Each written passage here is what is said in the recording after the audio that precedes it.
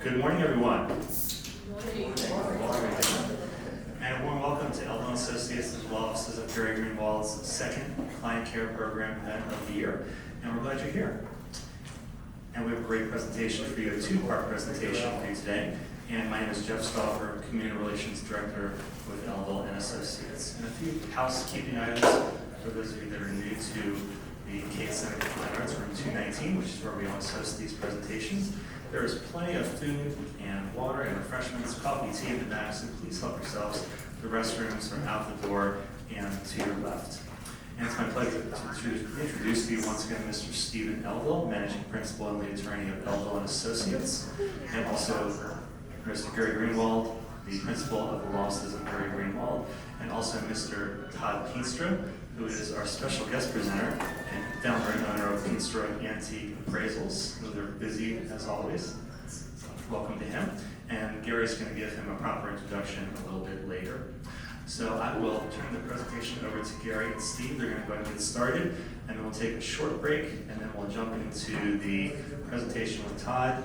If you brought some items to have Todd take a look at and have him give you his thoughts about them, please go ahead and put them up here if you haven't done so already, and looking forward to a great presentation today.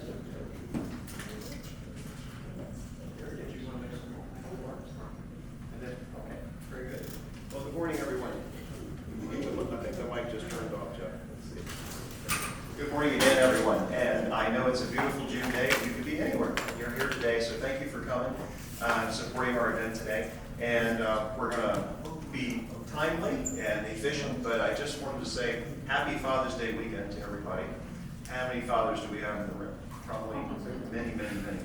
And, so hopefully you'll enjoy it and make the most of it. I also wanted to say, I went to a peer group meeting recently, and they had a nice,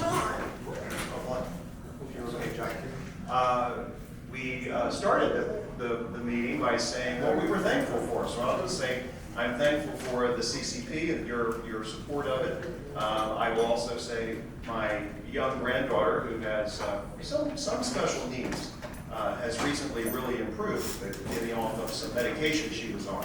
So I'm really thankful for that, thankful for the good weather. Does anybody have anything they're thankful for that you wanted to say today? So if you're thinking about that, please say so. But I just wanted to say I'm thankful for you and for the CCP. Gary, I'll let you. Thank you, Steve.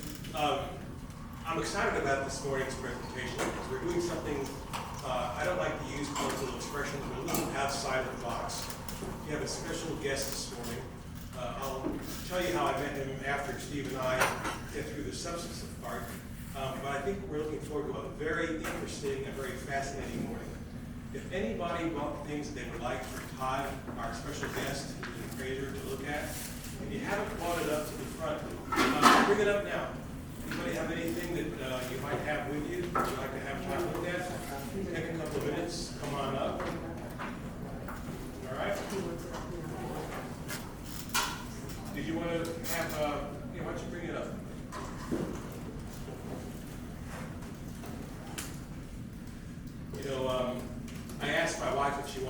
this morning, asked if she had anything that she wanted Todd to look at and see what it was worth. She told me if she came, she would put me up on that table. So I'm glad she didn't make it. All right. Anybody have anything they're thankful for this morning that they want to talk about? Anything at all? So if you think of something, let me know and we'll shout it out. Do you mind it? Oh, Danny says he does. At the moment in my life, I make podcasts, and I also am working with my dad at his office, and I just wanted to say how thankful I am to be able to work with him every day.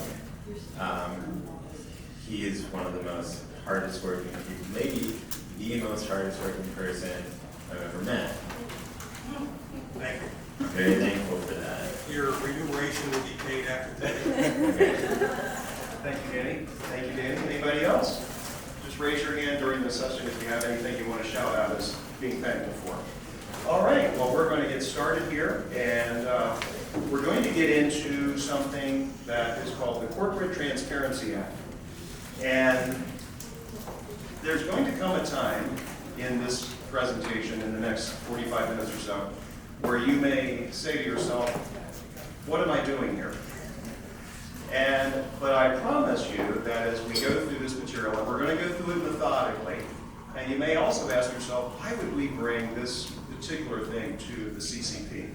Well, I can almost promise you, and Gary will have his own opinions about this, that someone in your life, whether it's you, because you formed a corporate entity, or you have an LLC that you have for your rental property, or you buy a rental property and you put it in an LLC, or you have some kind of a business entity, someone in your life, your children, your grandchildren, they have business entities.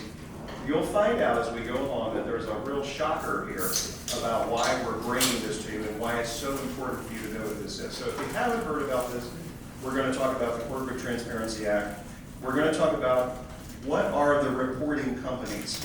You'll notice I'm going to go methodically through my presentation here. We're going to make sure that we commensurately forward the slides. Who are the reporting companies or people who are the beneficial owners? Who must file a beneficial ownership information report? What must be reported to the Financial Crimes Enforcement Network, FinCEN? So where did all this come from? So let's stop for a second. This came on the horizon back in the fall of 2023. And of course, the state planners have to have something to get excited about every once in a while. So this was the latest thing to get excited about. And some of us have tried to not think about it too much, but it can't be ignored because it's affecting clients. It's going to affect people you know in your life in ways that are not pleasant. So we're going to talk about that. And it's to fight, terrorism, money laundering, and the government isn't fooling around. The government is going after this full-fledged, and we're going to look at that, as painful as it may be.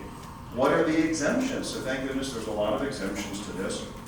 What steps do you have to do to comply, and what are the filing deadlines? So there are filing deadlines right now we're going to talk about, and then there are big filing deadlines in 2025, starting January 1st. So what is the Corporate Transparency Act? Grab your coffee, here we go. The Corporate Transparency Act was enacted by Congress again January 1st, 2021, but it really started to seep up into regulation as time passed.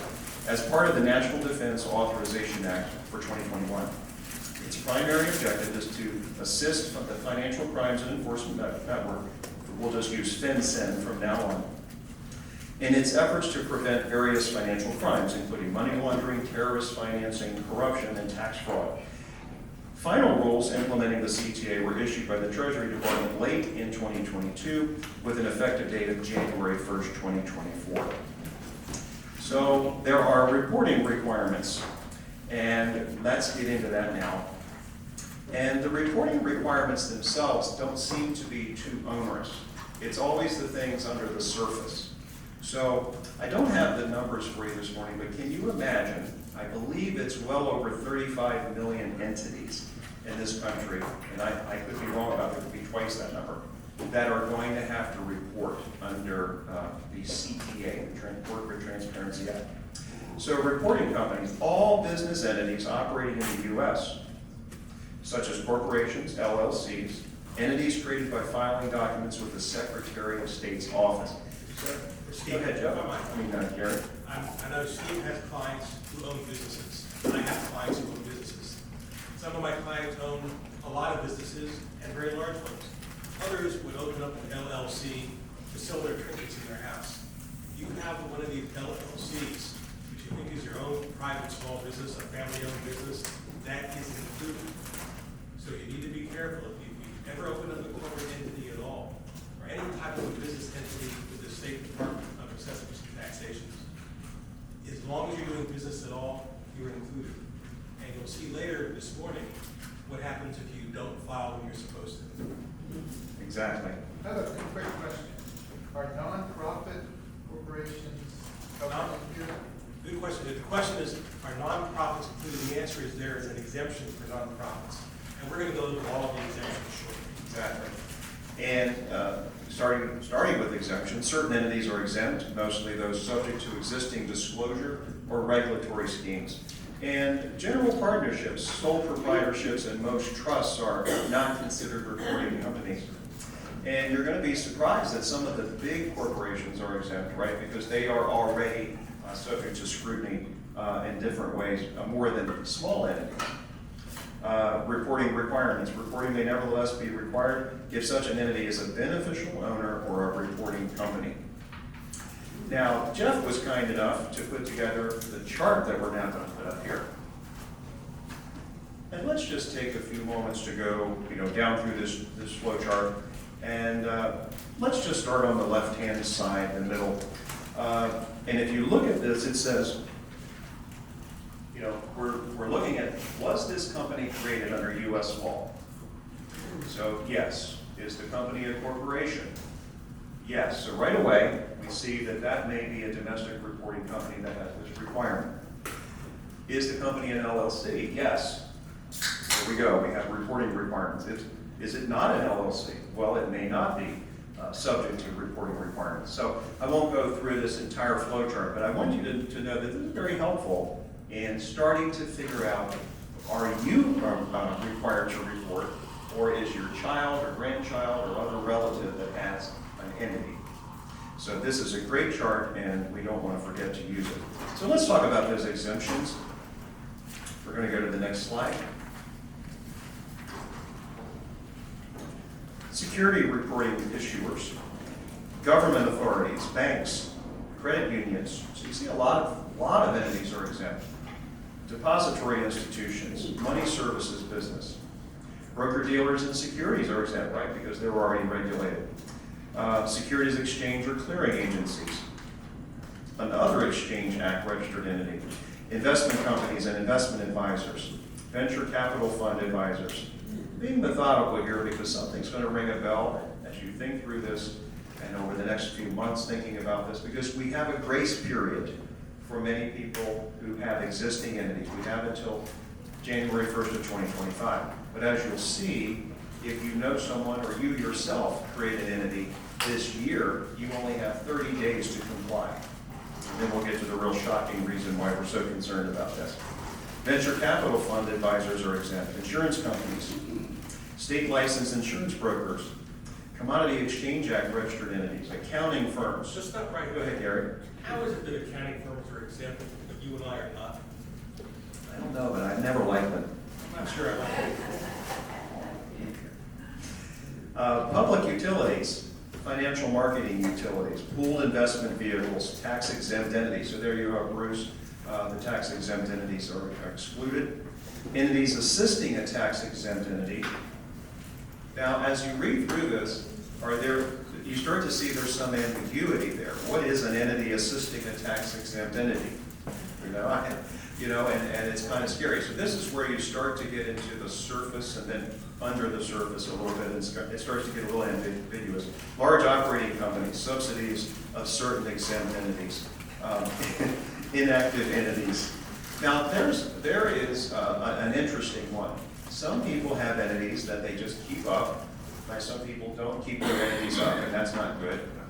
But some people keep up their entities, but they're inactive. So that may signal to you that your entity or your loved one's entity is exempt on its face. Now, let's get under the hood here and see what has to be reported. How many of you have an entity or know someone that has an entity? Right? Almost everybody, I'm assuming. And I don't know if you remember this when you formed your entity or you know someone who formed an LLC or an entity, but they say, well, my Uncle John, I'm just making this up, my Uncle John is the registered agent, right? Well, Uncle John says, fine, I'll be your registered agent, and you can use my address and that kind of thing. Well, now, Uncle John may not be so happy that he or whoever it may be is the registered agent, because now they have to produce identification, they have to, show where they live, they have to be, all of this reporting has to be done. So let's look through this. So there must be a company information reported, legal and trade names, current U.S. address. See, before this was all rather ambiguous, right?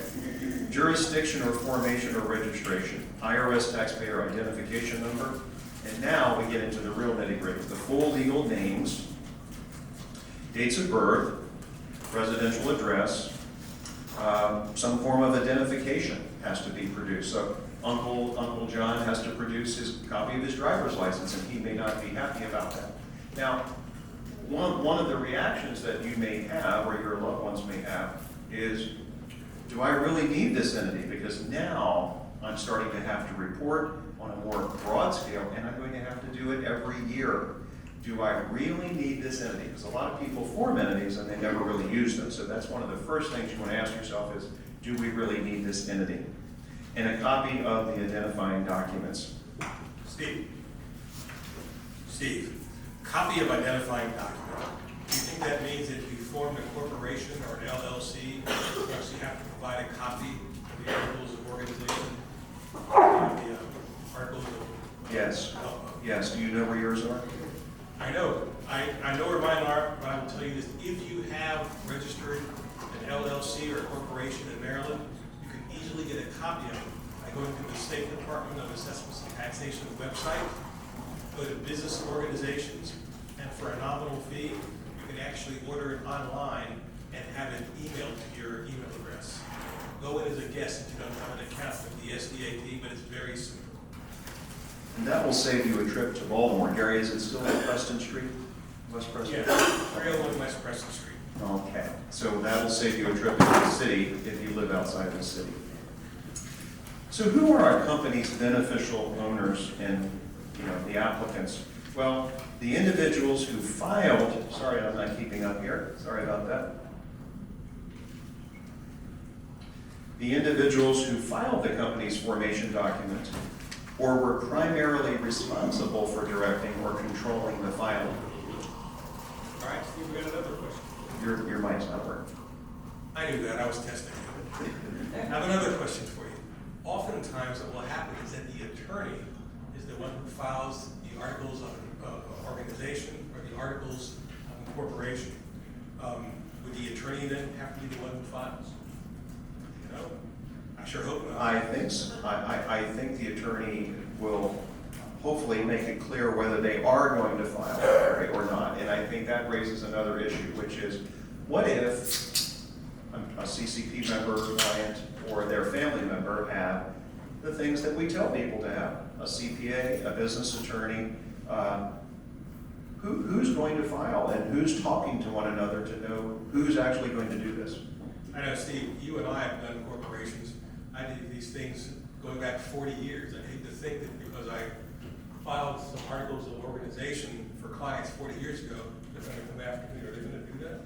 They're not going to do that as long as you're very clear with your clients about whether or not you're going to file it or whether they're responsible for filing it. But you see, the other thing is a lot of CPAs are going to see this as a business opportunity and they're going to want to file. So it's really just a question of really understanding who has to file, who's exempt, so many things under the surface, because as we're going to see, there's a huge financial penalty if you don't do this right. Beneficial owners are individuals who directly or indirectly, see the ambiguity here, exercise substantial control over the reporting company or own or control 25% or more of the ownership interest of the reporting company. This group generally includes senior officers, LLC managers, and managing members, owners of 25% or more of the company, and possibly other individuals. So if you are involved in LLC and you've got 30 different partners, but you're the managing partner or the managing officer, that you're the one responsible for getting this done? It sure looks like that. To me, Gary, it also looks like a mess. What do you think? It could be. What is substantial control as we go to the next slide? Includes the authority to appoint or remove certain individuals and the ability to direct, determine, or have substantial influence over the decisions of the reporting company. Analyzing who may have substantial control over a company may be the most complex issue in determining who is considered a beneficial owner. All right, now let's get into the real nitty-gritty, because you're going to be educated about this now. You'll be able to talk to your son or daughter or grandchild who has, niece or nephew who has a business, and just remind them, most people probably as of June 15, 2024, probably have never heard of this. So what are the deadlines? Companies formed prior to January 1st, 2024. Initial reports are due by the end of this year. So basically, notice that difference there. It doesn't say January 1st, 2025. It says 12/31/24. So people who have not reported must report by the end of this year. Companies formed between January 1st, 2024, this year, and the end of the year, excuse me, I said 30 days, but it's 90 days. The initial reports are due within 90 days of formation. And companies formed January 1st, 2025 or later are due within 30 days. So if you know someone who created an entity that is not exempt and they have not reported within 90 days during 2024, they are already subject to these onerous penalties that we're getting ready to talk about. So the key here is if you plan to file some type of a corporate entity or form an LLC this year, do the reporting immediately. Because what will happen with a new company, new organization, there'll be all kinds of daily things you have to get done at the beginning of the business. Get this done immediately. Have this be the initial thing that gets done, then it's out of the way. All right, I know this is tedious, but let's keep going. We're going to end on time so that Todd can take over. While filing initial reports and getting all the attention right now, the requirement to file updated reports will be the real administrative burden. So we've got this initial hurdle, but now there's continuing reporting requirements over the lifetime of the entity. Updated reports must be filed within 30 days of any change. So if someone changes address, they change the name of the company, they do anything, there's a 30-day requirement. And this happens frequently. A resident agent is somebody who is appointed in your corporate documents to accept service of process. If the company's going to be sued, it's the I'll call you in just a second. The resident agent is the one who gets served. If you've changed the resident agent, that is a change to the information you have to report. You'll need to update your report. Do you have a question? Question is, if you own stock, you get to vote for directors. So are stock owners required to report? Stockholders do not have to report. Good. That's a good question though. But you raised a question, Gary. When Uncle John finds out that he has to disclose all of his information, he may run for the hills. Good. And then you have to have a new registered agent, and that's a reporting requirement. All right, so for example, within 30 days, the beneficial owner moves to a residence, gets married, changes their name, obtains a new driver's license. Wow, people could be caught flat-footed here by not thinking about this. Upon the death of a beneficial owner, so this is going to require diligence and so forth, to say the least, in ways that people are not really going to be thinking about. So if I'm an owner of a business, I'm not married, and I get married, and my spouse has nothing to do with the business, according to this, I still have to update my reporting. So let them know I'm married. All right, so you've been patient throughout all of that. Let's talk about why we're so concerned about this. Obviously, we want to comply, and obviously there's a reason why the government is doing this to protect us. But failure to timely report and completely inaccurately provide information may lead to civil or criminal penalties, including civil penalties of up to $500 per day, unlimited, and criminal penalties, including imprisonment and so forth, 2 years or up to $10,000. So someone who doesn't comply or doesn't provide their change of address or their driver's license, or Uncle John doesn't come forward, it's not a happy situation for them. So your children, even if you don't have an entity, the people in your life are at risk if they don't really understand this. All reporting through the beneficial owner report must be filed electronically through FinCEN secure system. That's not that difficult to do that. A reporting company's failure to properly comply can have significant legal and financial implications, to say the least. Timely compliance is essential. So if I were to stop right there, Gary, I would say, well, I want to know, am I required to report, or someone I know required to report? Do they understand the onerous penalties for not reporting? And who's talking to who about this? Are the CPAs talking to the lawyers, or is the person going to file themselves? And how many people in that company are required to report? So as we go forward, moving toward Todd's presentation, know your company structure. Your children should know their structure. Is it an LLC, corporation, partnership, business trust, or sole proprietorship? Some of those are exempt, some of them are not. LLCs and corporations, unless an exemption applies, all LLCs and corporations must file. And other entities it's to be determined whether they have to file. By the way, there is language in the statute that says a trust do not have to file. However, if a trust is an owner of a business, then the trust may have to file. All right, we're just going to briefly go through the next few slides. The exemption list, we want to review the list of exemptions. We can review online the Small Business Compliance Guide, so there's help available.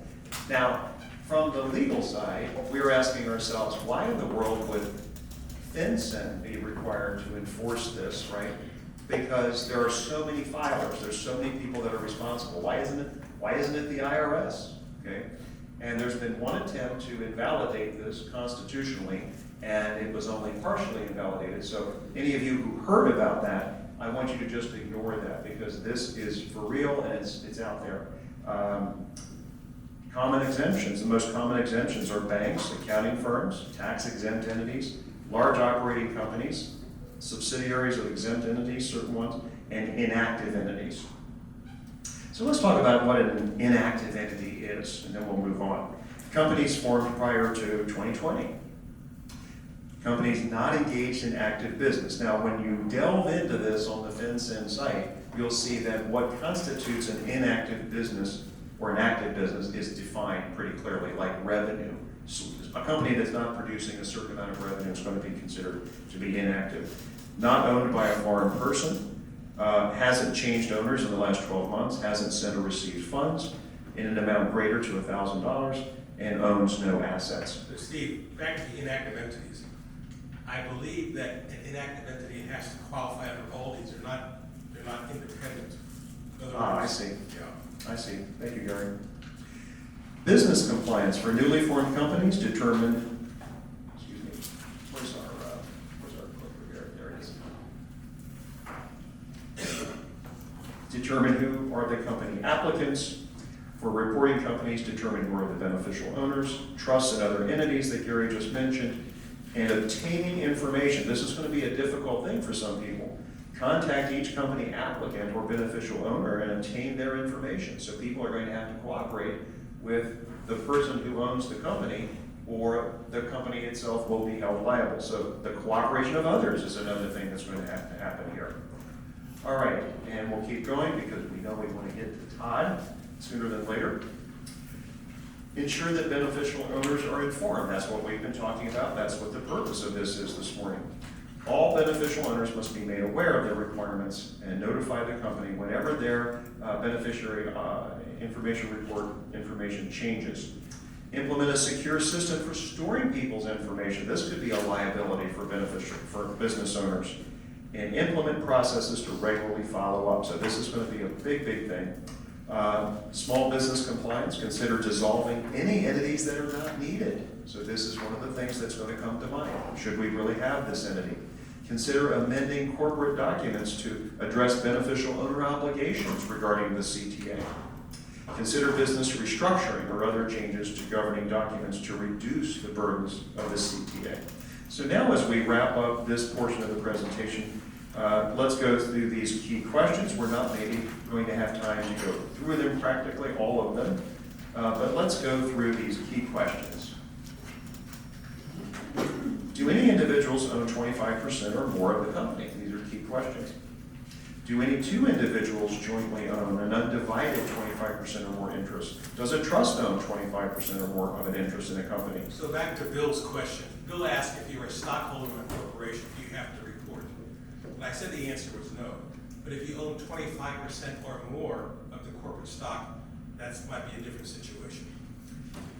And with regard to trusts in and of themselves may not be reporting entities, but if they own entities, remember that LLCs can be owned within trusts. So a common practice for asset protection is to have a trust. And then if you had an LLC with real estate or LLC with cash or other investments in it, that would be owned within a trust. So that would change the reporting requirements. Does any individual in the aggregate own or control 25% or more of the company individually or through trusts or through other business entities? Has the company issued any profit interest and so forth? So let's go down to number 8. If the company was formed on or after January 1st, 2024, who filed the articles with the state to form the company? Next page.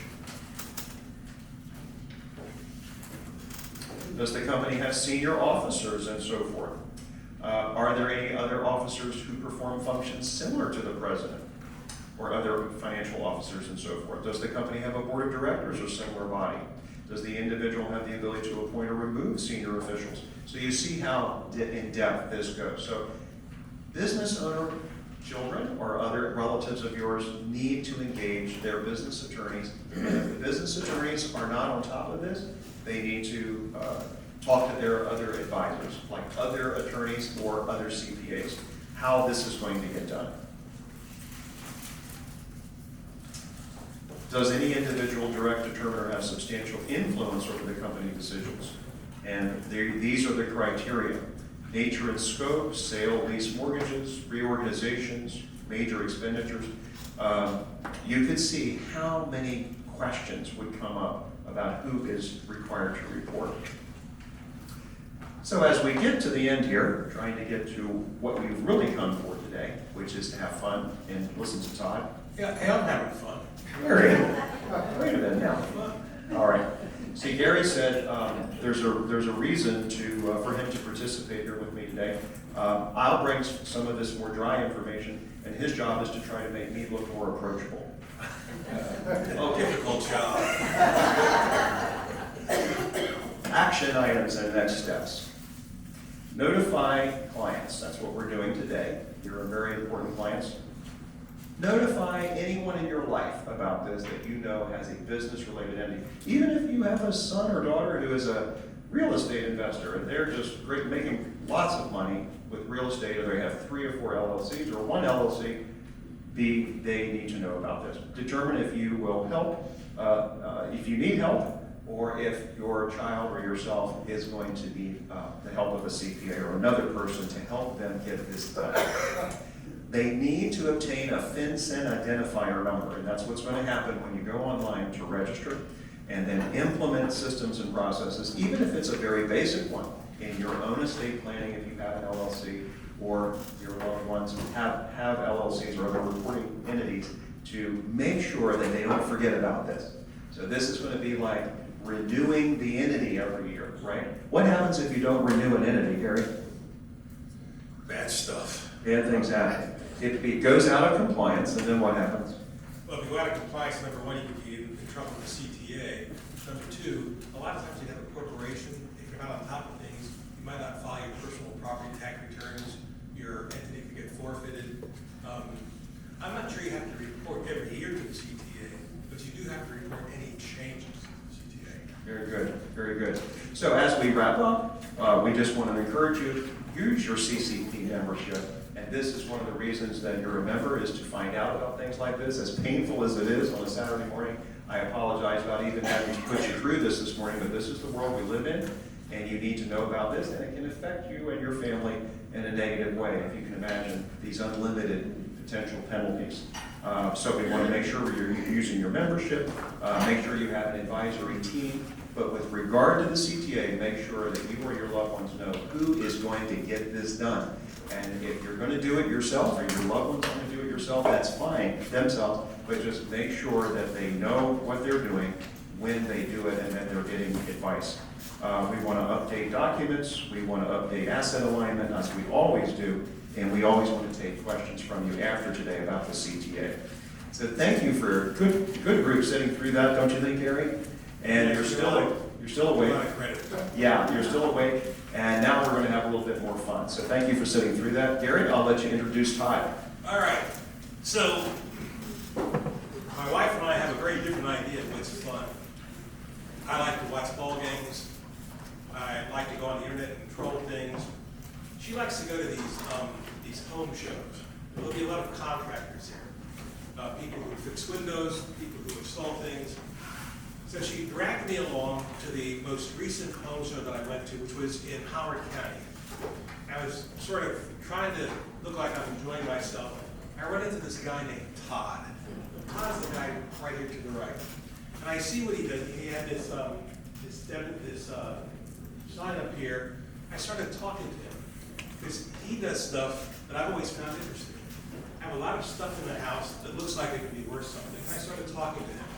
He's a very engaging kind of a guy. And at one point I realized that if this was interesting to me, he'd be probably a great person to be introduced to my clients and his teach clients. I asked him if he does these types of programs where you come in and talk to people, he talk about himself, he would talk about the appraisal process, and I asked if he would be willing to come and speak with us and have our clients not only come and listen, but bring things that they've always wondered, is this worth something? And when I mentioned that to him, he just like that said, this is a great idea.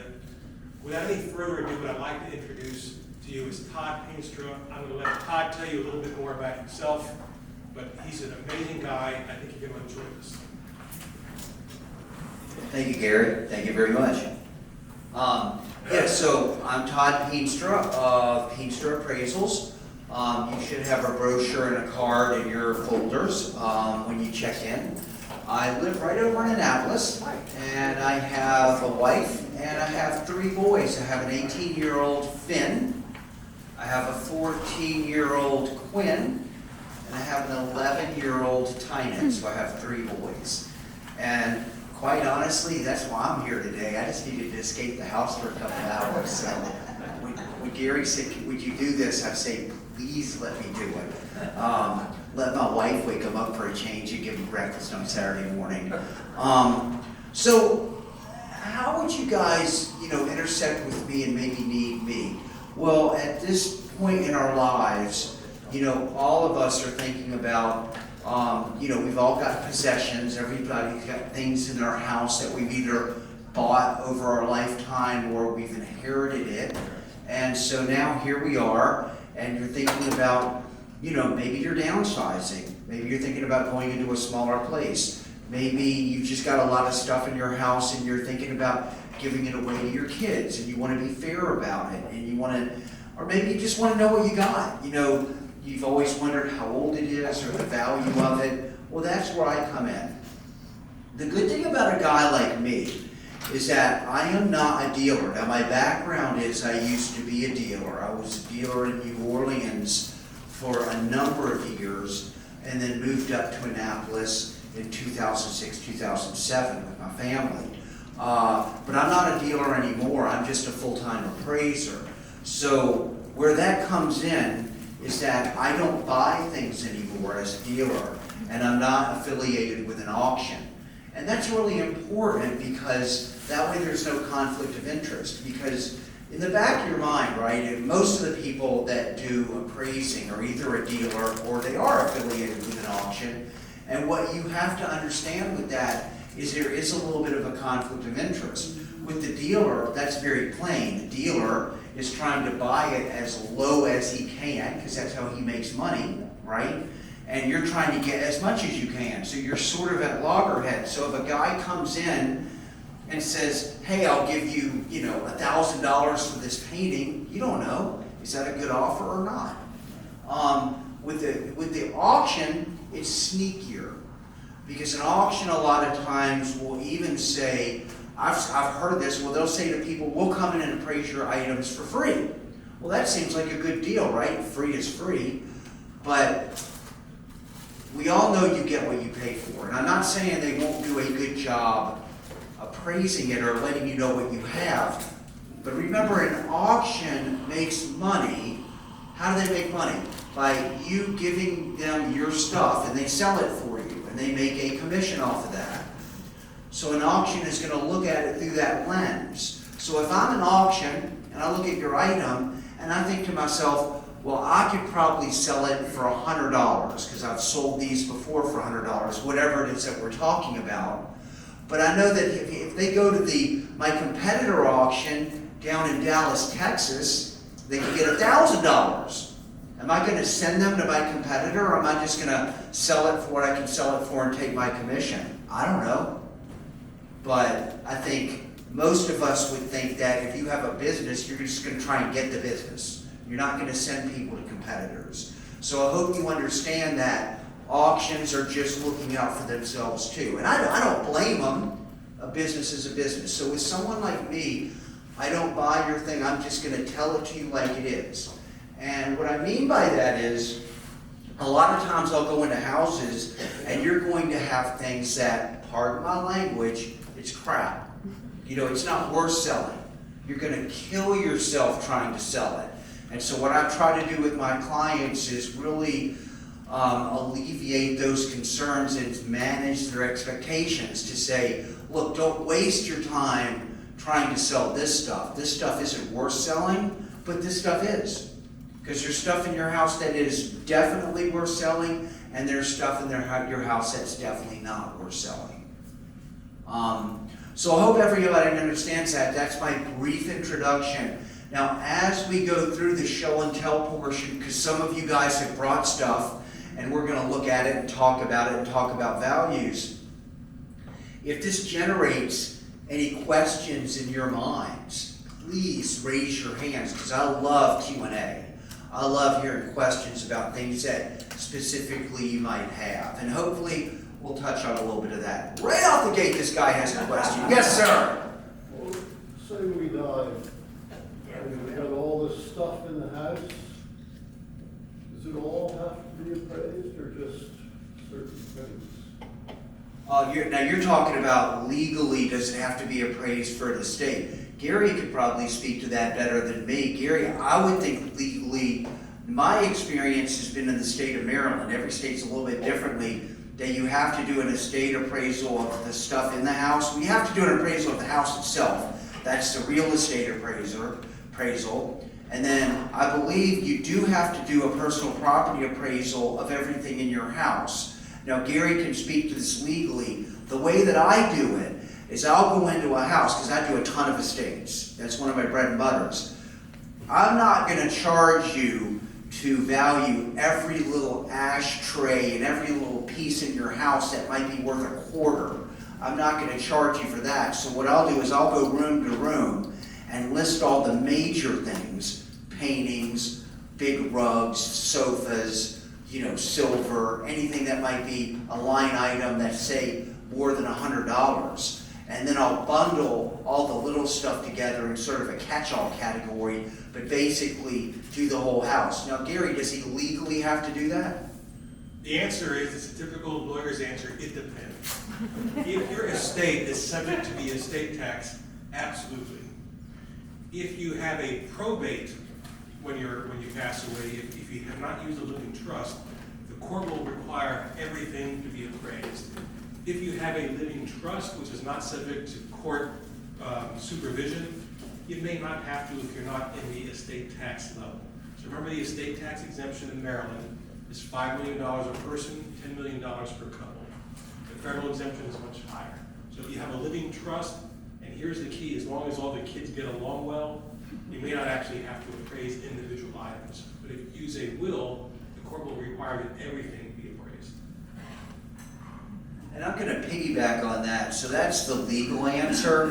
Now, this is going to sound self-serving, but I would say to you, if you've got a lot of things in your house, and I'm gonna assume most of y'all do if you're affluent and you've lived a long, happy life, you just tend to like pick up things like a tumbleweed that goes down, you just pick up things along the way, and all of a sudden you've got a closets full of stuff and sideboards full of things, and you know, it can get out of hand, as you know, my house has.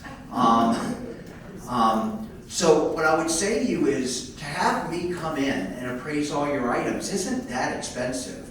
Like to do let me give you an example. If you had a 3,500 square foot house, 4 bedrooms, 4 bath, with the, you know, a lot of things in it, but you're not a hoarder, but you've got a lot of things in it, I would probably charge you, I'm gonna give you a range, $750 to $1,500 to come in and appraise the whole house. So that's not that expensive, and what I'm saying there is that gives you a template of what everything is worth. So for your kids or your family, it's just a good template for them to know what you got. So if they're splitting things up or they want to sell things, it lets them know what they should sell it for, and if they're splitting it up, just to be fair, what the value of everything is. Does that make sense? Yeah. So even if it's not legally required, it might be worth it just to have it done. Now, I know, again, that sounds self-serving, but it just might be nice to have that information. Did we answer your question, sir? Yes, thank you. Awesome. All right, let's go down. What I'm going to ask you guys to do, if you don't mind, we have, where's the other microphone? Gary, Gary has it. So I'm going to ask you guys to come up and talk about your item with me. So, what gentleman who brought the flute? Come on up, sir. Gary, if you could give him the mic, please.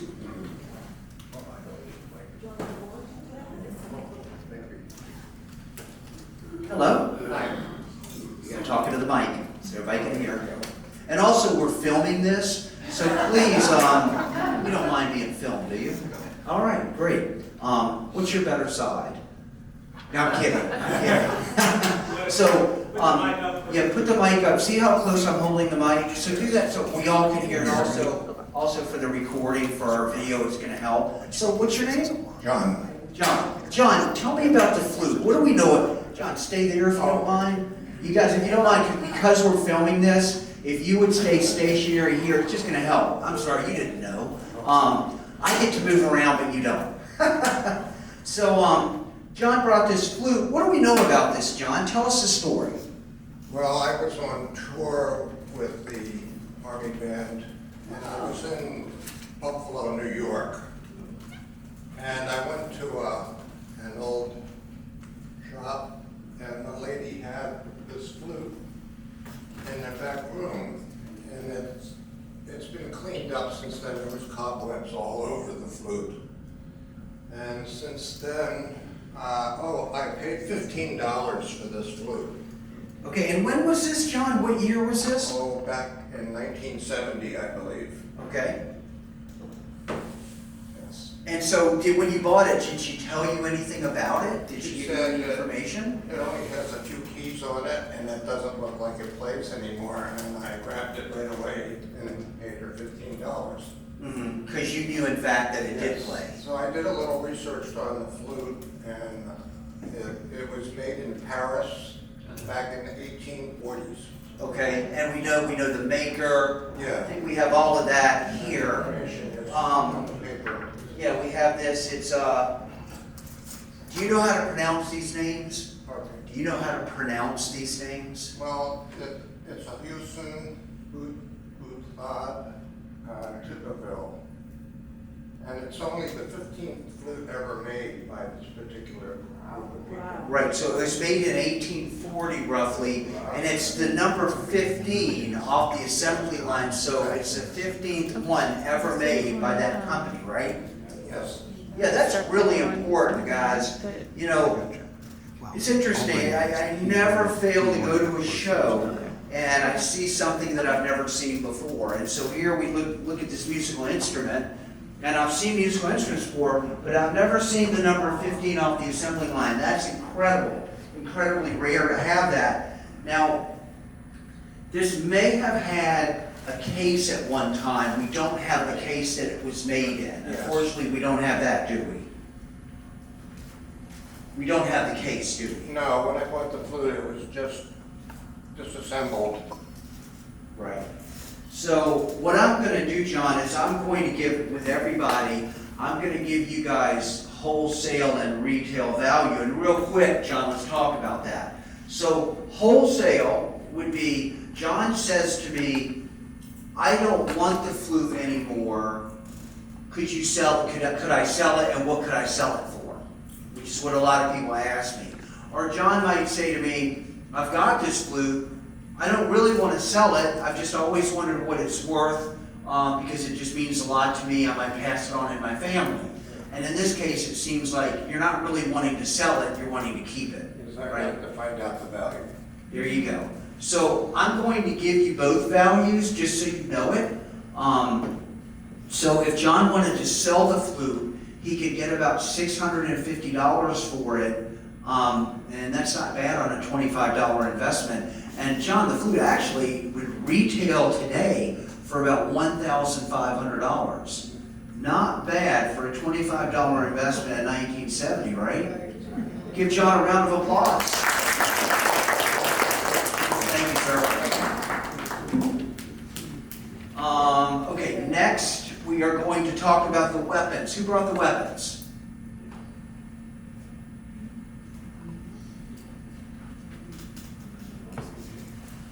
Gary, would you mind walking these around for me so people can see them while we're talking about it?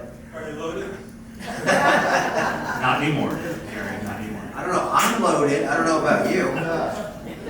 Hi, I'm Jeff, Hi, Jeff. again. So Jeff, let's talk first about the rifle, or the shotgun. What do we know about this? Well, similar stories to both, actually.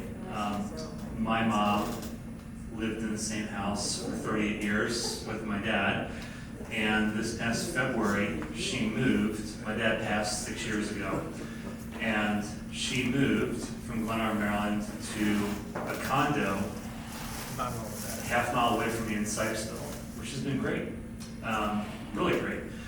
But when she was emptying out the house, she went up to the top of one of the closets that my dad had some stuff in still. She reached up at the very top to make sure it was all empty, and she found these guns. And she was like, what are these? I've never seen them before. So without some due diligence, they would have been possibly left. So she asked if my brother's family or my family had any interest in them, and we really don't have any direct interest in that type of thing. But my son, who's 17, is interested in history and those types of things, so he wanted to research them, and he did some research, and we had a bunch of information, but I don't have it at this moment.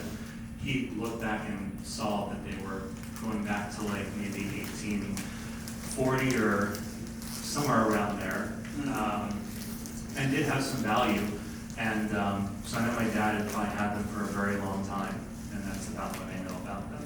Okay, Jeff, so we've got kind of a mixed bag here. So let's talk about the shotgun first.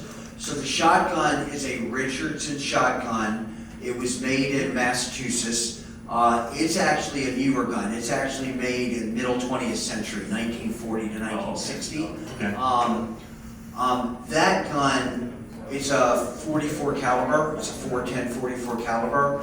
It's not in great shape, and a gun like that, unfortunately, does not have a lot of collectability. So a gun like that, if you were selling it, you'd probably get about $50. and the retail would be about $150. Okay. So you guys can see, there's a disconnect a little bit. The wholesale value is a lot less than retail. So understand that when you go to sell things, don't think that you can sell it for what you could get in a store, because you can't. You're selling it at wholesale, not at retail. Retail is your insurance value, wholesale is your selling value. That's also, the legal term for that is called fair market value, which Gary would know. Now let's talk about the pistol, because the pistol, Jeff's much better. The pistol's a single shot pistol.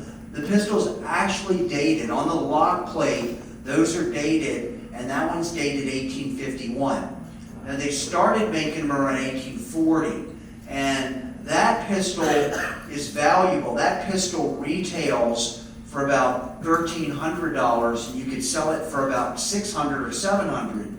The pistol would be worth more if the date was before 1845, because then it might have been used in the Mexican War. Oh, And if it was used in the Mexican War, it would almost be worth double what it's worth. But because it's dated 1851, that gives you the value that it is. But still, that's a tremendous gun, a tremendously collected gun, and that's super that you found it. well, great, thanks. It's certainly something we're gonna hold on to, I think. And, Well, especially with the story. Yeah. Love that. Well, thank you very much. Yeah, give Gary a round of applause.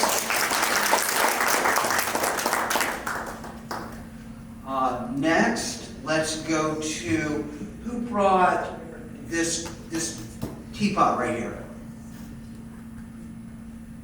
Gary? Are you gonna still be my Vanna White? Yeah, I got something up.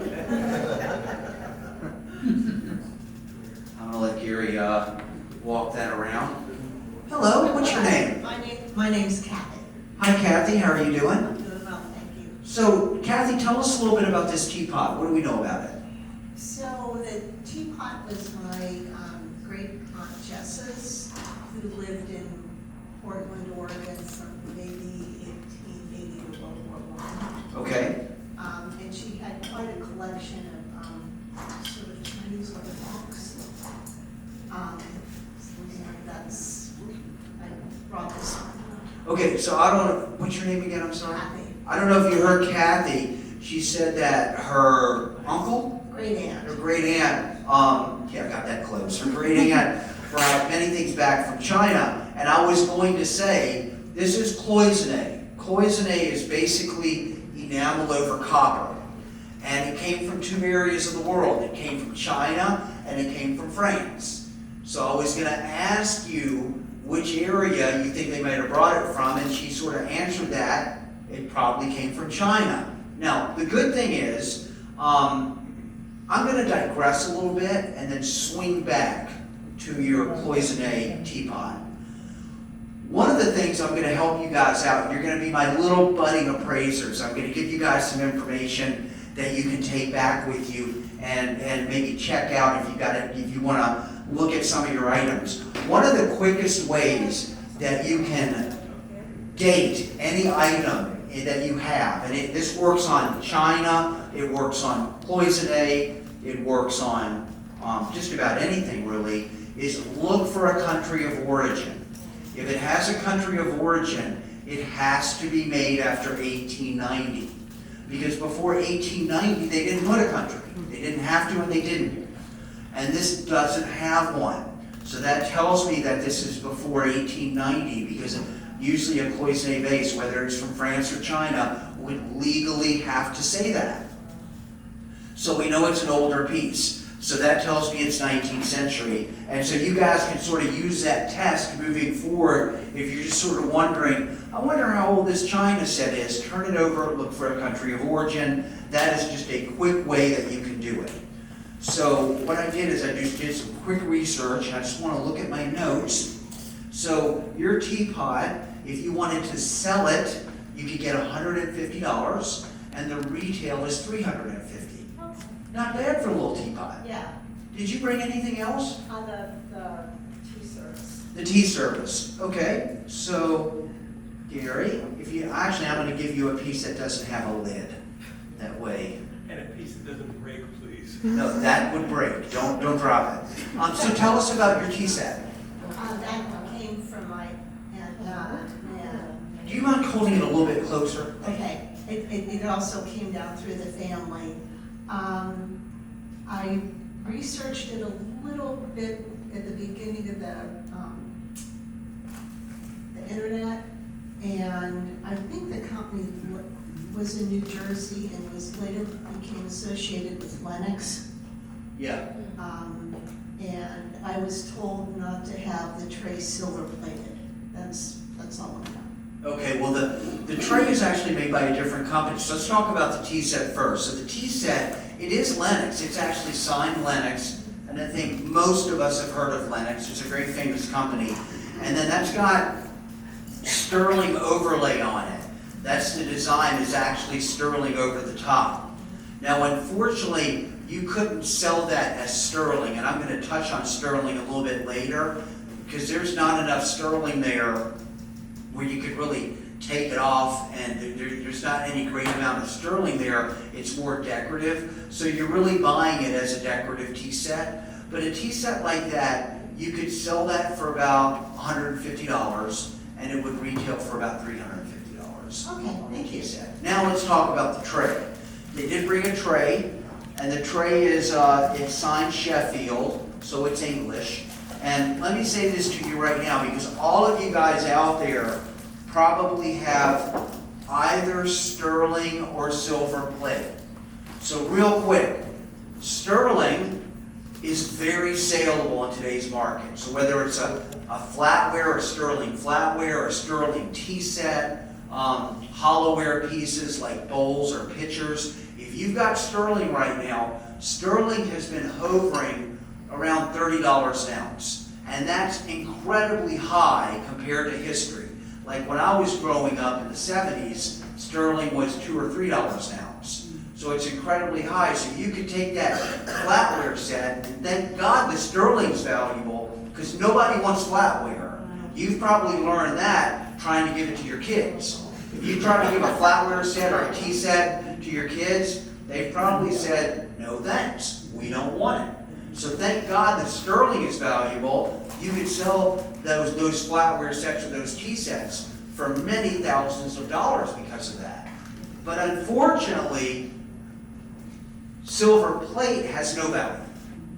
You can't sell that. Other than if you've got big trays and big pieces, what I tell my clients a lot of times is you can go to local caterers, and caterers will buy those because they use them. But in general, you can't sell your silver plate, but you can sell your sterling. Is that everything you brought, or is there anything else? No, that's everything. All right, give her a round of applause, please.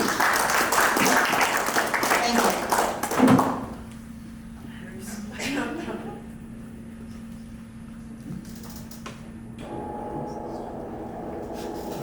Who brought this right here? Come on up, ma'am.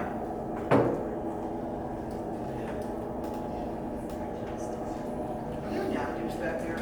Yes. I'm so sorry, guys. My nose is running because of my my allergies, so I apologize. Just gotta blow my nose real quick. There's nothing worse than standing in front of 30 or 40 people you don't know, and your nose starts running. So I apologize.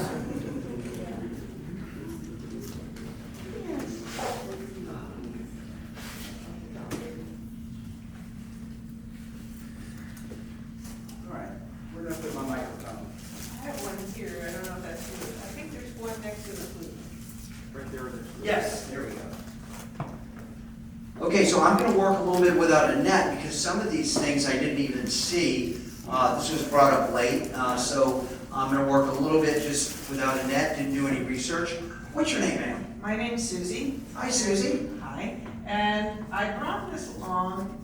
It's one of many Asian pieces I have, particularly from Japan. Could you hold this a little bit closer? My parents and I lived in Japan for 3 years when I was a little baby right after the war. And my parents were real art lovers, and the Japanese were very, very poor at that time, right after the war, and they were selling some amazing personal things, some of which probably had a tremendous amount of value, but they had to eat.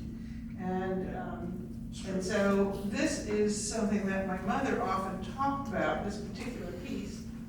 It is a wedding procession, apparently. Mhm. I don't know more about it than that, but it's one of many very beautiful things that I have, that I'm trying to figure out whether to donate to a museum or even return to the Japanese people, because it's not getting enough attention, and the attention it deserves where it is in my house, even though it's in a display case. No one sees it. Okay, so basically, if you look on the bottom of it, there's no country of origin. So what does that tell us? Before 1890, right? So that's 19th century. The general name for that is Satsuma, and then it's the wedding procession. So it's a Japanese Satsuma wedding procession vase. And that's got a little bit of value to it. I would think if you were selling that in today's market, and actually the Asian market is still pretty strong right now. So if you've got Asian things, now, let me give you a caveat. It's really got to be before 1890 because 20th century Asian in general is going to be more mass produced and not have the value that older Asian things do. Now there are exceptions to that, especially with art, original art, like watercolors and oils on canvases, so be careful there. But if it's 20th century, it's not going to have the value of the older. And then you got to remember about Asia, and specifically Japan and China, their civilizations go back a lot further than ours. So 100 years or 150 years in the Asian civilization is not really that old, because things can go back thousands of years. But this is probably circa 1840 to 1870. And I think if you wanted to sell that vase, you could get about $500, and I think it retails for about $1,250. Not bad. Yeah.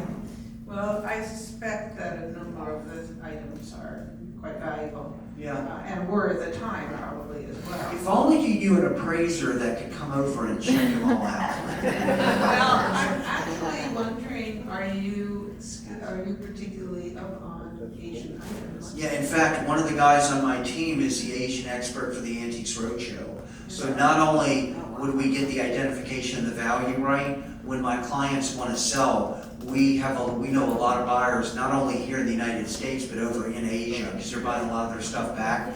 So we can help you not only with the identification, but also helping you sell it as well. Okay, well, that's good to know. I did bring a second item as well. What was the second item? Unrelated. It is the Is it little this? cigarette case. Where is it? Which one? It's this. This right here? Yes. Okay. So this, I have to stay in the middle, sorry. Oh, did you just move on me?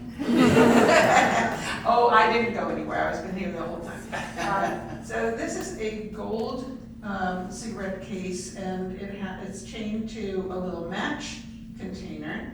Both are in gold, and both have on them little, well, no, I don't think the little one has, but the top has an L in diamonds, in little diamonds with a circle around it, and then I think those are rubies inside the circle. All right, we're gonna check if they're rubies right now, because rubies, I have a little black light with me, and what'll happen is, rubies are one of the gemstones that you can take a little black light and hit it, and if they are real rubies, the rubies will glow. It excites the molecules, the black light excites the molecules and make it glow. So we're gonna do a quick test. Okay, that's what my mother labeled it as on the case, on the holder. So I'll do it with you guys, I'll do it so you can see it. See, can y'all see that? Yes. See how it glows? See that? Can everybody see that? Let me just walk around real quick. Oh, yeah. Can y'all see how the rubies are glowing when I hit it with the light? Watch it. Do that. Then I do that. Everybody see? Raise your hand if you want me to come closer. See that? See that how they glow? You see that? You guys see it? Yes. I see. Oh, sorry. Oh, See that? that's a black light. Yeah. Yeah, but this is, you couldn't get this at a store. This is actually, it has a special lens on it, unfortunately. You guys see how it.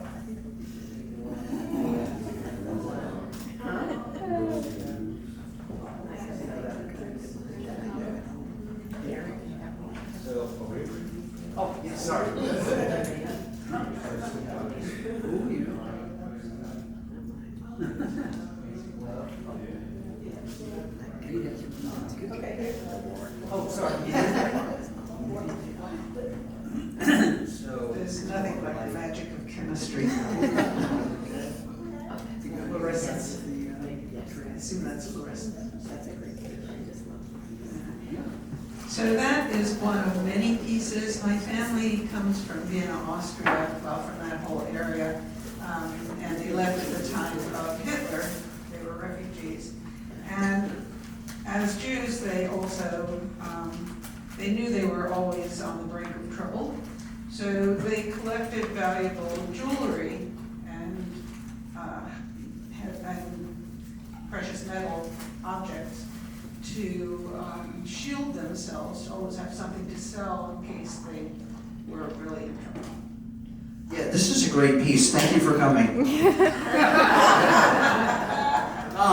Actually, this is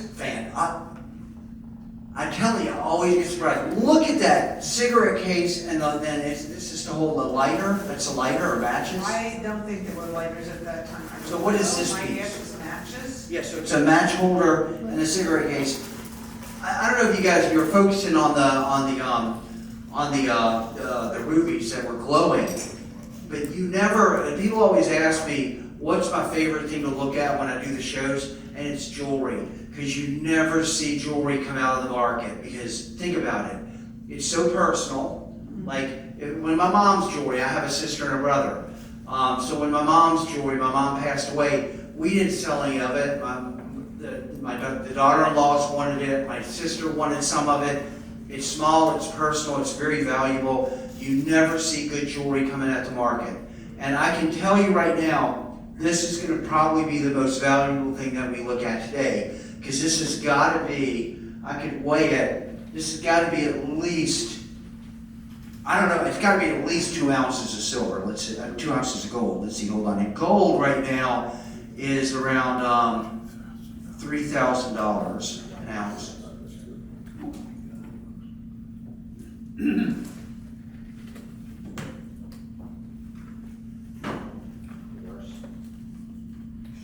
And of course, my batteries are dead. But it's not just the gold value. So you got at least, I would say gold value, there's at least $6,000 or $7,000 of gold in here. But man, for what it is, you look at that, this has got to be, I used to deal in this, you're looking at probably a $25,000 piece of jewelry right here, at least. I mean, that's phenomenal. You know, because I want y'all, if you get a chance to, after the show, I'm going to leave it up here, come look at all the detail on this, but this is where I just get so excited when I do these shows. And I would counsel you that something like this, you should have an appraisal on this. And I know this sounds self-serving, but this is a really phenomenal piece. And if something happened to it, you know, I know you could never replace it. But, you know, if it was a $2,000 piece or a $1,000 piece, I wouldn't feel this strongly. I would charge you $300 to do a written insurance appraisal on this. I would counsel you to get that done, whether through me or somebody else, because this demands it. It is such a great piece. Thank you. Give her a round of applause.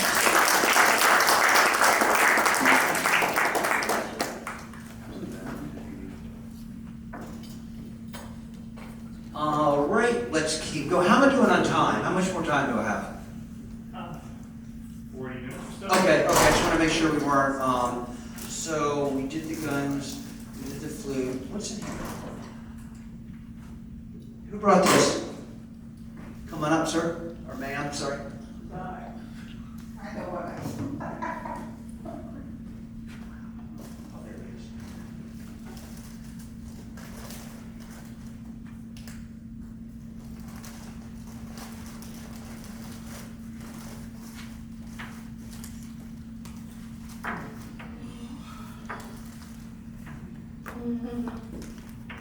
Hi, how are you doing? The microphone's right here.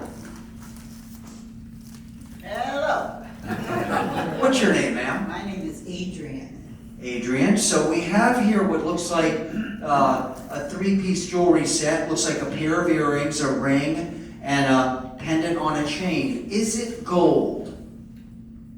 As far as I know, it's gold. Okay, we're gonna assume it is. I didn't get a chance, there's another one I didn't get a chance to look at, because you see I have some notes, but it came in late. Tell us about this, Adrian, what do we know about it? Okay, so my godmother gave this to me last year. She's 96 years old. She'll be 97 on the 10th of next month. And she said it's something that she had been holding onto that she wanted to give me that was very, very valuable. She was talking about the stone, I can't remember what she said the stone was. It's amethyst. The amethyst? Okay. So, and she said it was very, very valuable, and she wanted me to have it. And so she had the pendant, the ring, and the earrings. Okay, phenomenal. Yeah, love old jewelry like this. So this is probably 18 karat gold, because the color of it looks 18 karat. So you've got a huge, what looks to be like a 20 or a 30 karat amethyst here, and then she's got about a 10 to 15 karat amethyst ring, and then it looks like about 5 to 7 karat amethyst earrings to go with it. So it's a 3-piece set. Looks like early to middle 20th century. This looks like it was made in the retro period, which was the 1940s, 1950s, when these big, I had a client that used to say big honkin' stones. This is when these big honkin' stones were popular, and this is great. So what's the value of this? So the value of this, I would say, let me do the math on this real quick. You've got the earrings, you've got the ring. So I would say for the set, you could sell the set for about $1,500, and the retail value would be $3,500. So a great set of jewelry here. Give her a round of applause.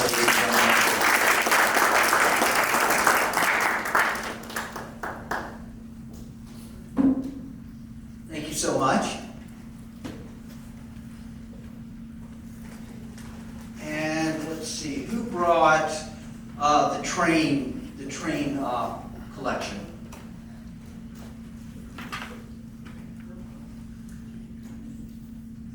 Hello, sir. My name's Bruce. Hi, Bruce. How you doing? Okay. All right.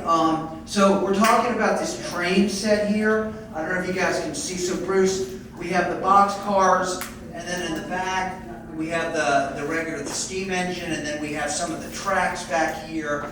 We have one of the switches. So tell us a little bit about this. Was this yours growing up? This was mine growing up. Probably played with it when I was between 10 and 15 years old. Okay. Every Christmas we'd set it up. You asked me if there was more track. I forgot that I had a lot more track in the box. I was thinking beyond that. Yeah. But set it up in a room, pretty much filled the room with the oval of the track. There was a couple of switches that I didn't bring along. I think I probably bought a few more box cars, and I know there's another caboose. But I played with it. It was a toy. Right, It wasn't right. handed down through the generations or anything. Probably about 1960 is when it was bought. All right, so I'm going to talk generally about the market and swing back specifically to your set, if you don't mind. So when we talk about value, the most important thing, and there's a lot of things that go into value, right? How rare is it is one thing. How old is it is another thing. What's the condition? That's another thing. Who owned it? What's the provenance of it? So there's a lot of stuff that goes into the soup of what is the value of something. But what's the most important thing that gives something value? The most important thing that gives something value is, and this is very important, is there a market for it? Are there people that want to buy it? The more popular something is, the more valuable it's going to be. It's economics 101, right? High demand, high dollar value. Low demand, low dollar value. So that's the thing you want to look for. What's the demand on the item? Why am I bringing that up? Because trains were very popular in the 40s, 50s, 60s, and even into the 70s with kids, because we're about the same age. But kids growing up today don't really have a lot They don't really interact with trains that much, other than Thomas the Train, which is a cartoon. They don't really see trains that much. You don't get on trains anymore for the most part. So kids don't play with trains. So the collectors are people our age. And we're sort of, once you get over 50 and over 60, you tend to stop collecting and start selling. So the market is thin on this. So I would say to you that if you're trying to sell a train collection, I would do it sooner rather than later. Because I think the market is only going to become thinner as we go down the road.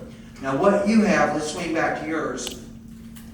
So your train, if you look at these tracks, this is an S gauge, is what they call it. They made a bigger track, which you had 3 rails, that's called an O gauge. And then they made smaller tracks, this is the middle size. And believe it or not, all 3 of the sizes are equally collected, like it doesn't really make much of a difference in the value of it, but I'm just giving that to you. So this is the middle size, it's S gauge. I would say here, he's got roughly, he's basically got about 15 to 20 pieces of track. He's got about 8 box cars. He's got an engine with a coal car, a couple of switchers, a couple of transformers. That whole collection, you could sell it for about $250 in today's market, and it would retail for about $550 in today's market. Thank you. You're welcome. Give him a round of applause. Is that the microphones making that noise? Is there anything I can do to, I wonder if I'm doing it. Okay, anyway.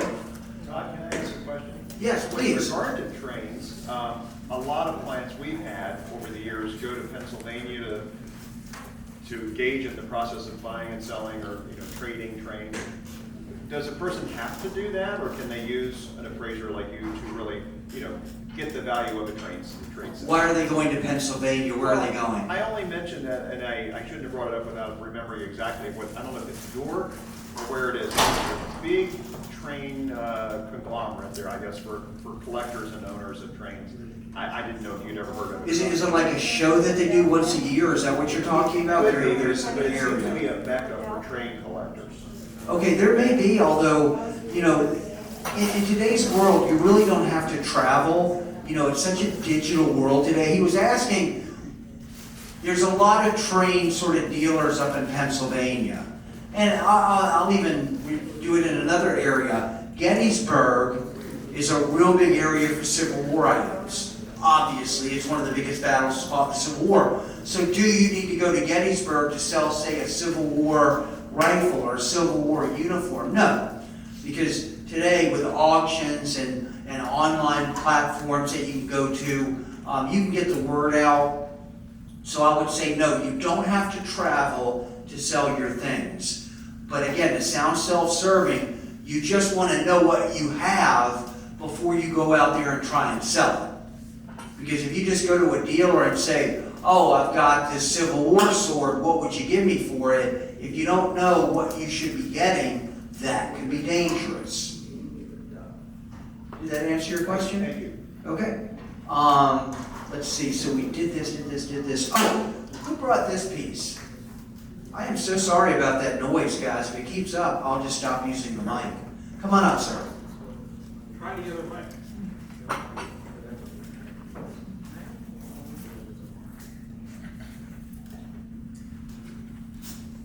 Yeah, I'm going to give you the malfunctioning mic. Let's try that. What's your name, sir? Matthew Ogasawick.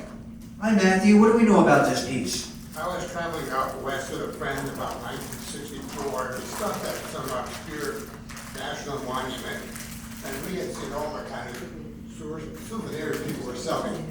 I asked the ranger, I said, where can you get some really authentic stuff, not like measurements? Yeah. He said there's a place in Durango that's run by a retired park ranger, and he sold Indian crafts on commission basis, like a registered Indian agent. And we went there and looking around. I said, I think it's something that looks like it's really nice.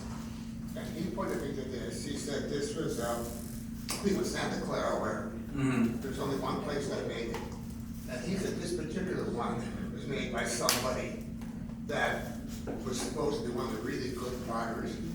Okay, They used to, I think, I thought the name was on the bottom, so they, you told me who the name was, I lost it. So I decided to buy it. And it wasn't that much money back then.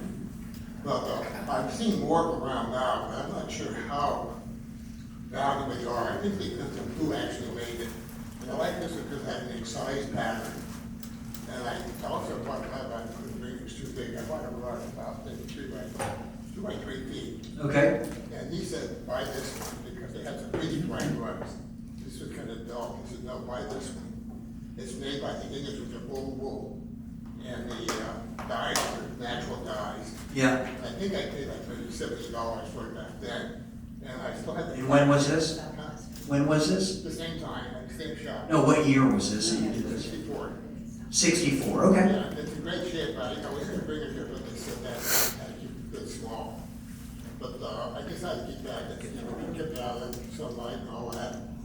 Kind of wrapped up in a bag. No, that's a phenomenal piece. It is a piece of Santa Clara ware. Pueblo Indians did it. That's the area where the Pueblo lived. And that black Santa Clara ware is still very popular. American Indian things are really popular in today's market, especially when you can get back into the really early things of the 19th century when they were tribal and not really making it mass produced. This is early 20th century. And it is signed on the bottom, but you have tape over, you've taped on the bottom, and I couldn't lift the tape up to see it. But who I think it is, I think it's Teresa Naranjo, who lived from 1919 to 1999, which is a lot of nines. This piece today, if you wanted to sell it, you could probably get about $750. Retails about $2,250. Not bad for a $70 investment in 1964. Yeah, I have a sad story to tell you. A friend of mine who was with me bought one of these bad vases that had like 2 necks on it. Yeah. And he had this mantelpiece, and this cat broke it. And the cat locked off. And at that time, I thought it was worth a couple $100. I think it was hard to tell. Yeah, But well. the cat was on top of the mantelpiece. And so what happened? Oh, my cat was climbing up there and locked off. Well, hopefully he's not sitting out there today. All right. Thank you very much. Give him a round of applause. Who brought these little wooden figures right here? I did. Hi, come on up. So just so you guys know, we're not too much longer. We've got the figures. We've got some coins here to talk about. We've got these Asian woodblock prints to talk about. Then we'll do a quick Q&A. And then we're all out of here. My middle son, Quinn, it's his birthday today, so he said he wants to go putt-putt golfing.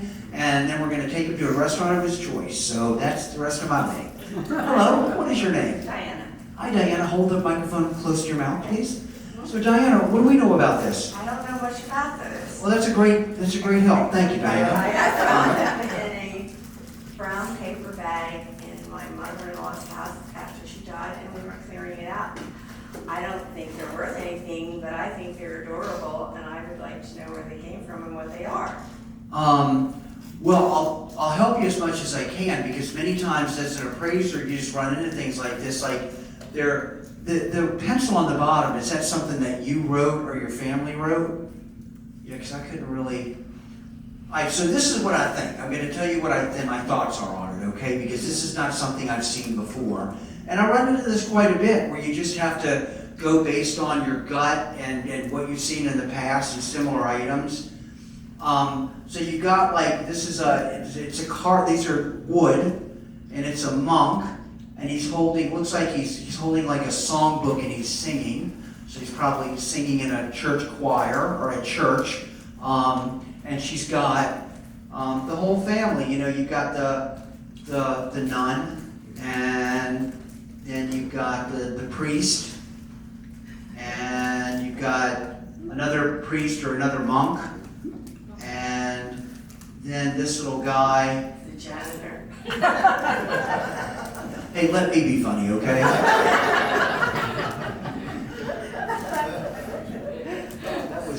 That was good. Yeah, this is a German janitor. That's just what they look like. So I think these are 19th century. I think they're carved 1820 to 1880. I can't really be more specific than that. But if you hear the word Americana, you know, it's like, that's what this reminds me of, except it's German kana. Like, it's just, you know, they're not really something that was made in the city. I think someone in the country made these. These are hand carved, and they're just very unique little items. And I think they would bring some money. I think if you tried to sell these, because of their uniqueness and the fact that they're hand carved, I think you could probably sell these for about $75, $100 a figure. Now that's wholesale. I think retail, they'd be about $250 a figure because of their age, because of their uniqueness. Now, that's going to go to a specific buyer. Look, some of you guys out there might look at this and go, I wouldn't give you $1 for that. I get it. But this is a very specific market, so the people that collect this are willing to spend money on it. So, well done you. These are really cool. I like these a lot. Thank you so much. Give her a round of applause. And then where's the gentleman that brought the newspaper? Come on up, sir.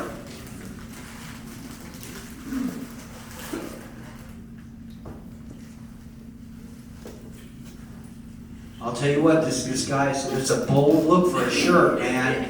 I'll tell you what, he stepped it up today. He said, I'm going to go out, I'm going to wear this shirt, man. I'm going to wear it and own it. Hi, I'm William.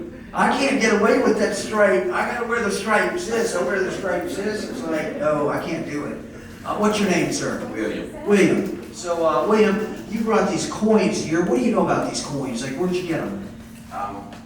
Hold it up. Hold the microphone up. Silver dollar was from my father-in-law. Okay. Way back then. Gold dollar was when I connected back in 2000. And then you have the Buffalo nickel. Yes, from change, I just kept it. Okay, and then what you have this old newspaper. What about the newspaper made you want to keep it? What was unique My about father-in-law it? gave it to me. It was back when Washington Star closed down. That was their last edition. Oh, so this is the last Washington Star edition. Yes. That's why it was unique. Yes. Okay, got it. Okay, so give me your name again. William. I'm so bad with names, guys. So William, let's talk about Coins 101. I did this with a couple earlier, but I think we should do it with everybody really quick. Because the coin market is very strong. So if you're sitting on coins that you don't want, there has never been a better time to sell them. Very strong market. The magic date, now I can only do American coins. I can't do foreign coins. But American coins, you want to look for the magic date. Does anybody know it? Besides you guys, you're not allowed to answer. I told y'all. Does anybody know it? Anybody know the magic date in American coins? 1964. 1964 and before, anything over a nickel, that would be a dime, a quarter, $50, or $1, is 90% silver. So silver being so high, remember I touched on that earlier, that if you had flatware sets or tea sets, it applies to coins too. So like a silver dollar right now, if it's 1964 or before, you could get at least $25 for it because of the silver value. And it works on down, like a $50 is going to be about around $9 or $10. A quarter is going to be around $4.50, $4.75. A dime is going to be about $1.50, $1.75.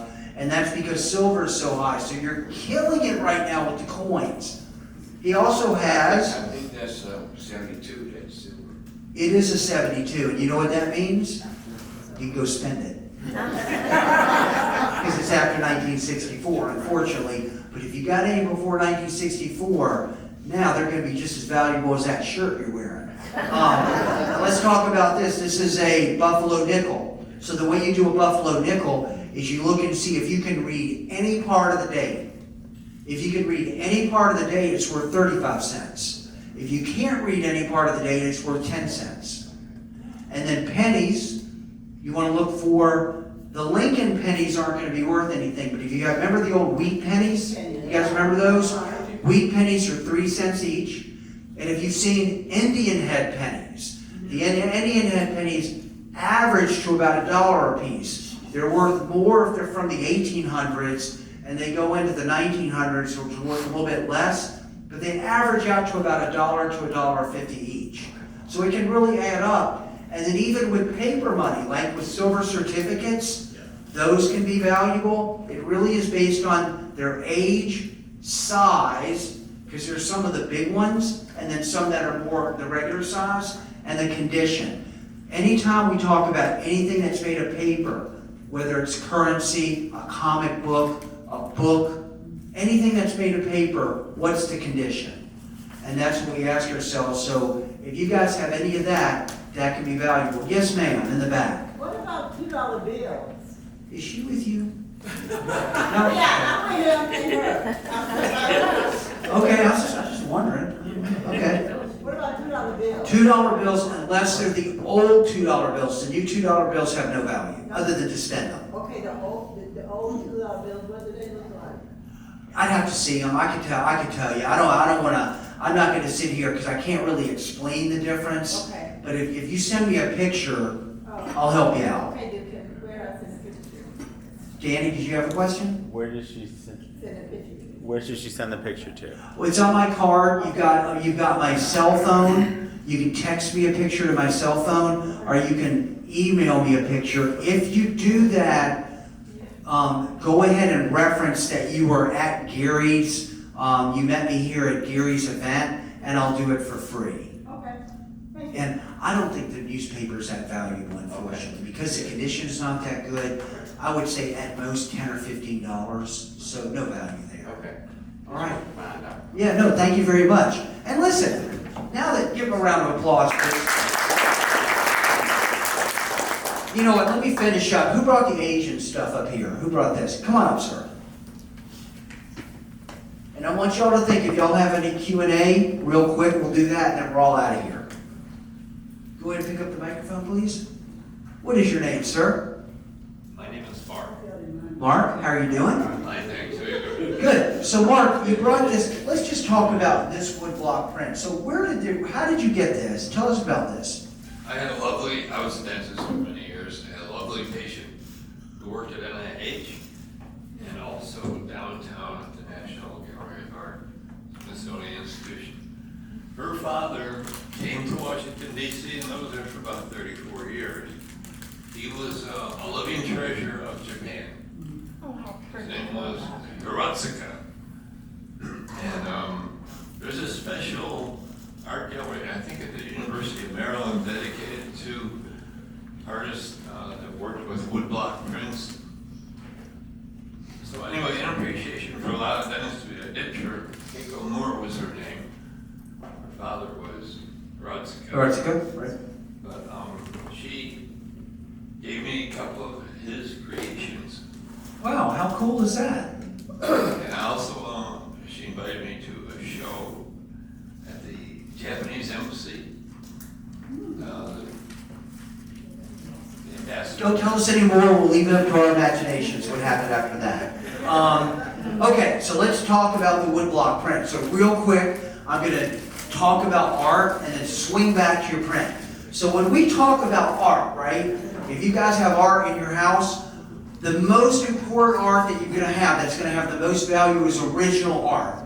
In other words, the artist put it on canvas on an easel, he painted it, and now you've got it. It can be a watercolor, it can be a painting on canvas, it could be an ink on paper, but it's original, right? You have it, no one else has one like that. That's where you can make some money. Now the next notch down is going to be prints. And there's a lot of different kinds of prints. We're looking at one here. This is a woodblock print. So how did they make a woodblock print? So what they did is they took a piece of wood, they carved basically the painting into the wood, and then they dipped it in ink and then stamped it on the paper, and they did that many times. That's a woodblock print.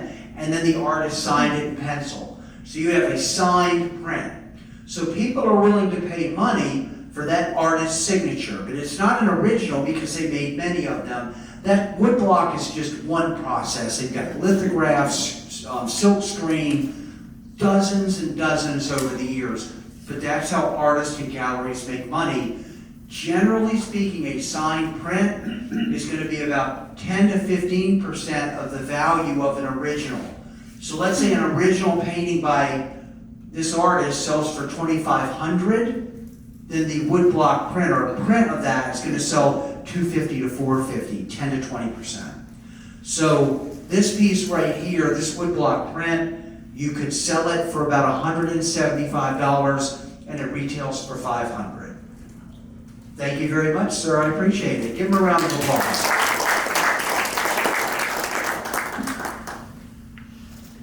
So guys, that's really it. I think I've covered everything that you brought me, but do you have any questions? Does anybody have any questions? Yes, ma'am. Can you address the stick pins and the stick that came in the gray case? They're still on your table and you haven't addressed it yet. Can I address what? There's a gray jewelry case and several stick pins that are on the table. Oh yeah, who brought these? That was me. Who brought these? Come on up. Come on up. Sorry about that. It's okay. They're small, they get lost. Yep, they just got lost in the shuffle. We're gonna do them right now. Hi, what's your name? I'm Lisa. Lisa, and what do we know about these stick pins? Not very much. They're 4 stick pins in a case. I inherited them. I was told they belonged to my great-grandmother. Okay. And I had always assumed that they were cheap metal and paste stones. And then one day, the name of the jeweler is in the jewelry case, and I looked them up and learned that it was a respectable jeweler from the 1915 era and pawn shop from back home, from Elville, New Jersey. And so I figured, well, maybe they're not paste stones and cheap metal, and maybe there's something of some value there. Well, let's test it. We have what looks like a ruby right here. We know our ruby test, right? So let's do it. See what we think. So take it. Yes. So it's a ruby, right? Yeah. There we go. And I actually tested the diamond, and the diamond is a diamond. So maybe I should clean them up and wear them. Rather than have them sit in a box. Like I said, I love antique jewelry. Antique jewelry is my favorite, probably my favorite thing to appraise and look at. And I encourage my wife all the time. I try to bring her home things from time to time that I'm able to buy. And I would encourage you to wear those stick pins with pride. I mean, because you don't get the design that you get today. It's just much more simplistic. You don't get the design today that you do in the past. Each one of those stick pins, you could probably sell each one of them for about $50 to $75 each. They probably retail for about $175 each. So not bad. No, I agree. Okay, thank you. Yeah, give her a round of applause. So, questions? Or did I miss anybody's item? Did I miss anybody's item? Okay, yes, sir. What did you say, the silver certificates are still worth something?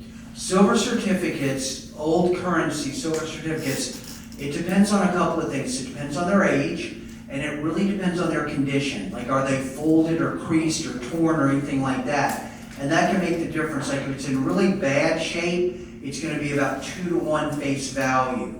So what I mean by that is if you got one that's really crumpled, if it's a $1 silver certificate, 2 to 1 would make that $2. If you've got a $20 silver certificate, 2 to 1 would make that $40. Now, if it's in really good shape, it could be up to 10 to 1. So it depends on age and condition, so be careful. But I can certainly help you with that. But you can't redeem it for silver anymore.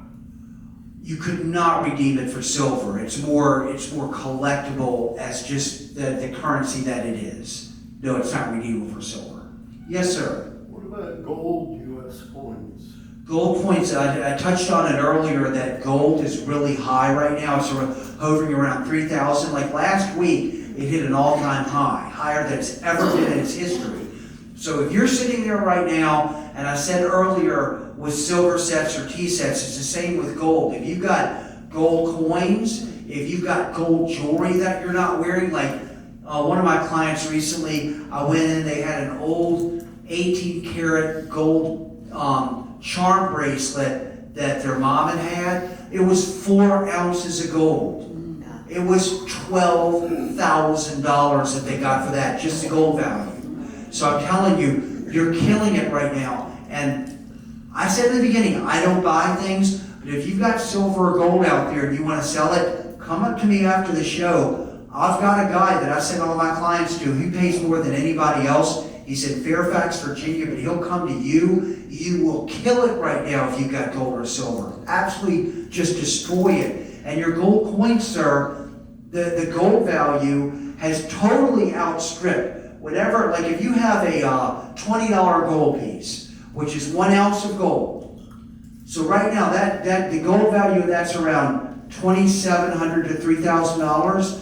That's more than what the collectability, the numismatic value of that gold coin has been exceeded by the gold value.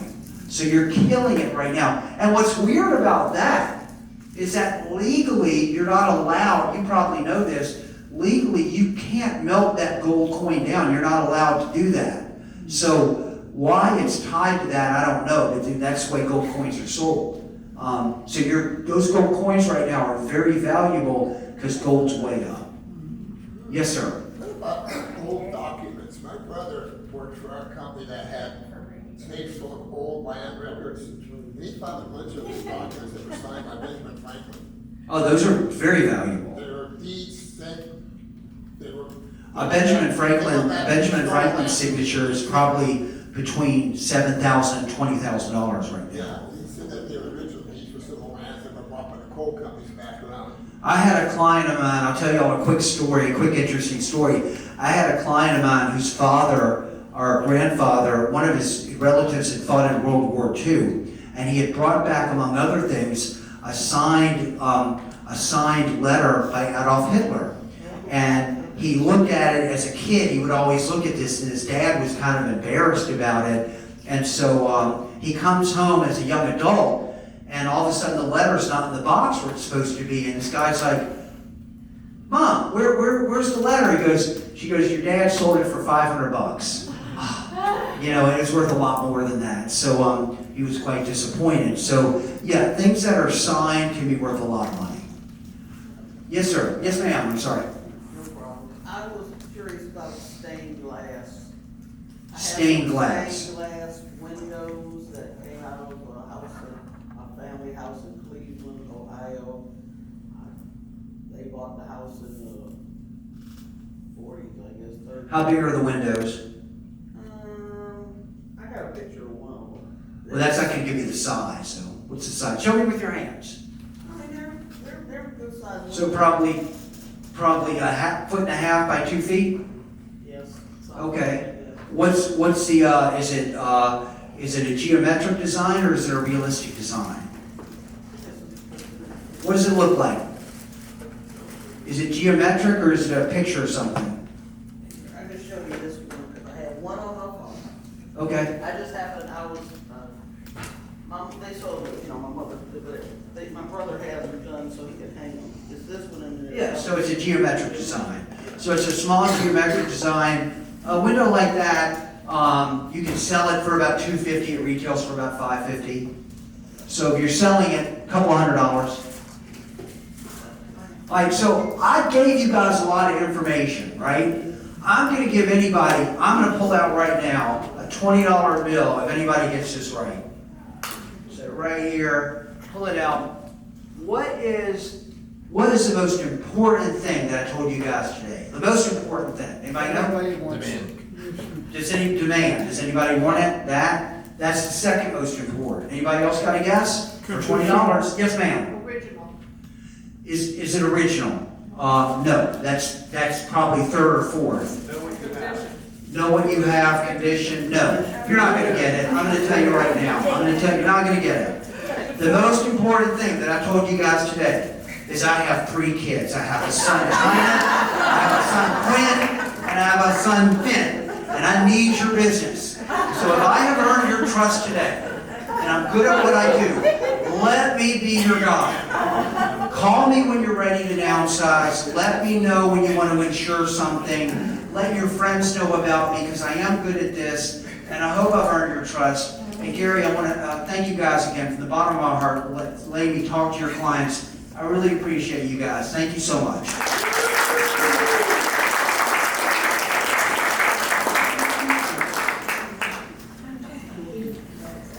How about another round of applause for Todd?